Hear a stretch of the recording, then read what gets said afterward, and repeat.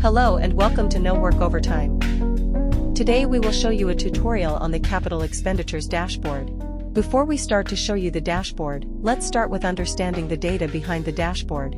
Here our data is from a simplified table showing FY24 budget, committed amounts, and actual paid amount for a list of projects across multiple teams and regions. We will need to understand the reporting requirements and work through these data.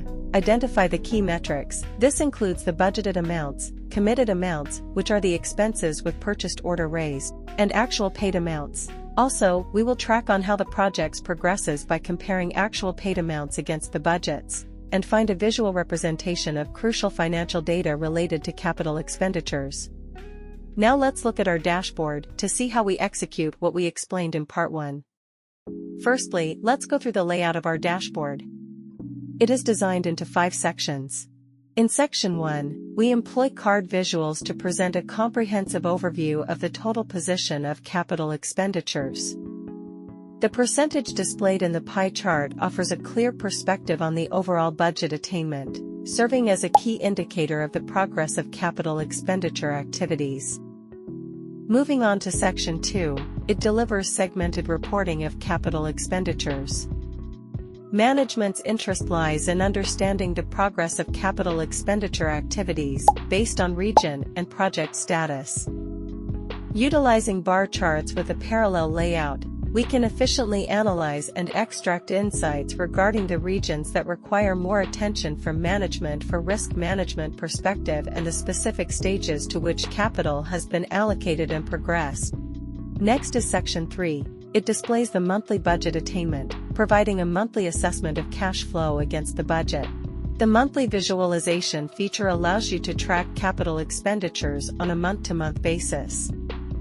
This is crucial for identifying trends, patterns, and assessing financial performance over time. After reviewing the overview charts, management may wish to explore any additional inquiries that arise.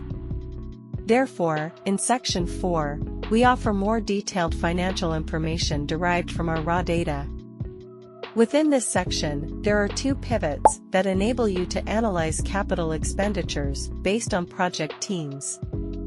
Simply expand the plus sign in the pivot table to delve into the data at the team level. One of the powerful aspects of this dashboard is its ability to slice and dice information based on reporting segment.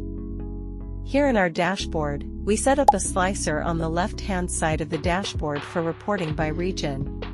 By selecting a specific state, all the charts in the dashboard respond accordingly. Therefore, this dashboard can be used for not only aggregated reporting, but also regional reporting. There's a hidden feature in this template. Firstly, let's examine the structure of the template. The raw data consists of a simplified dataset displaying a list of capital expenditures for a group of projects. The current project status column provides more detailed information, such as design, works tendered, works underway, etc. While we can directly report using these categories, we can also aggregate them in a more concise manner. Allow me to demonstrate in the Parameters tab. By creating a mapping table here, we can utilize Power Query to transform the raw data into a new consolidated table located in the Consolidated Table tab. As you can observe, each transaction now belongs to a specific status group. For a comprehensive view of the Power Query transformation, we've included the queries in the template. By introducing new dimensions to data properties, you enhance the effectiveness and meaning of your visualizations. Developing the skill to clean and consolidate data is crucial for effective data analysis and visualization. Thank you for watching. To purchase the template, please find the link in the description.